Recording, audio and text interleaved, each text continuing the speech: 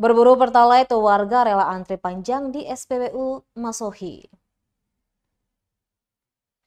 Antrian panjang kendaraan kembali terjadi di SPBU Batas Masohi, Maluku Tengah, Sabtu 24 September 2022 sekitar pukul 9 pagi hari.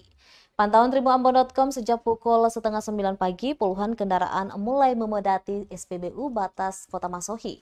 Kurang lebih 30 meter dari dispenser pengisian, tak hanya roda 2, puluhan roda 4 juga terlihat mengular dari depan pintu masuk hingga kurang lebih 300 meter jauhnya. Antrean itu mengular dari depan SPBU Masohi hingga di Tugu Batas Kota depan kantor PLN Masohi. Kendaraan tersebut mengantri untuk mendapatkan BBM jenis Pertalite dan solar yang sulit didapatkan sejak kenaikan harga penyesuaian harga beberapa waktu yang lalu. Menurut Dani, salah satu tukang ojek di sana mengaku antrian hari ini tak seperti biasanya.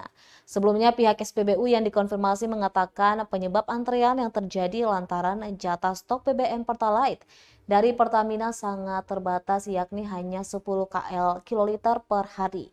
Sementara permintaan di SPBU Kota Kabupaten berjuluk Pamahan Nusa itu cukup tinggi.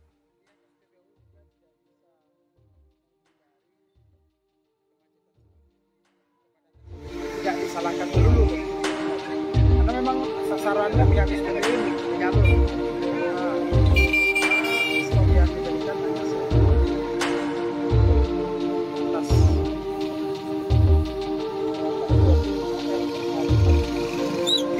antara kebutuhan kota masuk cukup tinggi begitu,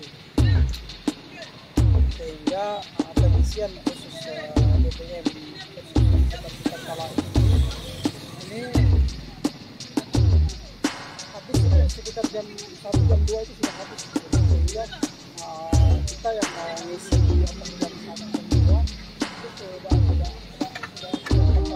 lain pertama di sini dan yang masih